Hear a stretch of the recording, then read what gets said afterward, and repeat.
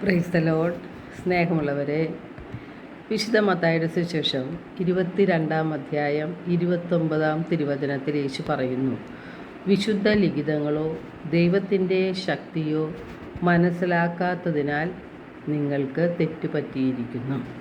അപ്പോൾ എന്തുകൊണ്ടാണ് നമ്മുടെ ജീവിതത്തിൽ നമുക്ക് തെറ്റുകൾ പറ്റുന്നത് എന്ന് യേശു നമ്മെ പഠിപ്പിക്കുകയാണ്. യേശുവിൻ്റെ വചനങ്ങളോ ദൈവത്തിൻ്റെ ശക്തിയോ നാം മനസ്സിലാക്കാത്തത് കൊണ്ടാണ് നമുക്ക് തെറ്റുകൾ പറ്റുന്നത്. എന്താണ് വിശുദ്ധ ലിഖിതങ്ങൾ? മനുഷ്യരക്ഷയ്ക്ക് വേണ്ടി ദൈവം നൽകുന്ന സന്ദേശങ്ങളുടെ സമാഹാരമാണ് ബൈബിൾ. ദൈവാത്മാവിനാൽ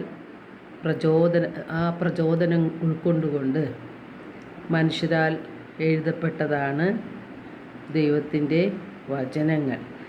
അവയെല്ലാം ദൈവ നിവേശിതങ്ങളാണ്.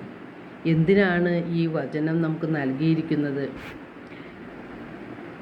വചനം ദൈവം തന്നെയാണെന്ന് യോഹന്നാൻ 1:1 പറയുന്നുണ്ട്. ആദിയിൽ വചനമുണ്ടായിരുന്നു, വചനം ദൈവത്തോടു കൂടെ ആയിരുന്നു, വചനം ദൈവമായിരുന്നു. അപ്പോൾ വചനത്തിൽ ദൈവിക ശക്തിയുണ്ട്, ദൈവത്തിൻ്റെ ആത്മാവുണ്ട്.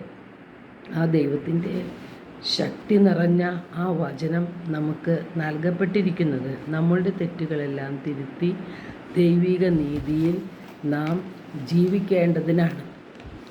യേശുനാഥൻ പറയുന്നുണ്ട്, വഴിയും സത്യവും ജീവനും ഞാനാണ്, എന്നിലൂടെ അല്ലാതെ ആരും പിതാവിൻ്റെ പക്കൽ എത്തുന്നില്ല.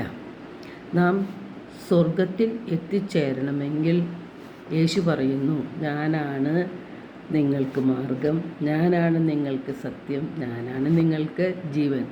മറ്റു മാർഗങ്ങൾ നമ്മെ സ്വർഗത്തിൽ എത്തിച്ചേർക്കുകയില്ല. നമ്മുടെ ഹൃദയം പല വിധത്തിലും അസ്വസ്ഥമാണ്. അപ്പോൾ യേശു പറയുകയാണ് യോഹന്നാൻ 14:1, നിങ്ങളുടെ ഹൃദയം അസ്വസ്ഥമാകേണ്ട, ദൈവത്തിൽ വിശ്വസിക്കുവിൻ, എന്നിലും വിശ്വസിക്കും. യോഹന്നാൻ 10:30 യേശു പറയുന്നു, ഞാനും പിതാവും ഒന്നാണ്. യോഹന്നാൻ 14:9 യേശു പറയുന്നു, എന്നെ കാണുന്നവൻ പിതാവിനെ കാണുന്നു. അപ്പോൾ യേശു നമ്മെ വിളിക്കുന്നത് വിശുദ്ധിയിലേക്കാണ്. വിശുദ്ധി കൂടാതെ ആർക്കും ദൈവത്തെ ദർശിക്കുവാൻ സാധിക്കുകയില്ല. നമുക്ക് ലഭിക്കുന്നത് ദൈവത്തിൻ്റെ വചനങ്ങളിലൂടെയാണ്. വചനം നമ്മെ വിശുദ്ധീകരിക്കും. യേശു പറഞ്ഞിട്ടുണ്ട്, ഞാൻ നിങ്ങളോട് പറഞ്ഞ വാക്കുകൾ നിങ്ങളെ വിശുദ്ധീകരിക്കും. അത് ആത്മാവിന് പ്രചോദനം നൽകുന്നതാണ്. നമ്മുടെ തെറ്റുകൾ തിരുത്താനുള്ള വഴിയാണത്.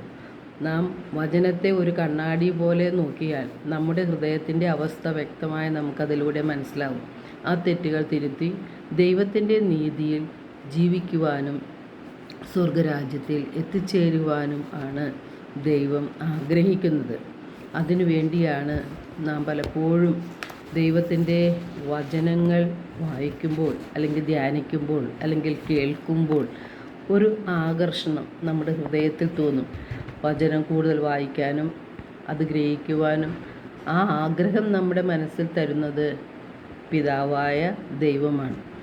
ആ പിതാവായ ദൈവം നമ്മെ ആകർഷിക്കുന്നത് ദൈവത്തിന് നമ്മെക്കുറിച്ച് നമ്മോട് സംസാരിക്കാനുണ്ട്. പല കാര്യങ്ങളും, തെറ്റായ പല കാര്യങ്ങളും തിരുത്തണമെന്നും നീതിയിൽ ജീവിക്കണമെന്നും ദൈവം നമ്മോട് ആവശ്യപ്പെടുകയാണ്. സ്വസ്ഥമായിട്ടിരുന്ന് ദൈവസന്നിധിയിലിരിക്കുമ്പോൾ ദൈവത്തിൻ്റെ ശബ്ദം നമുക്ക് കേൾക്കാൻ സാധിക്കും.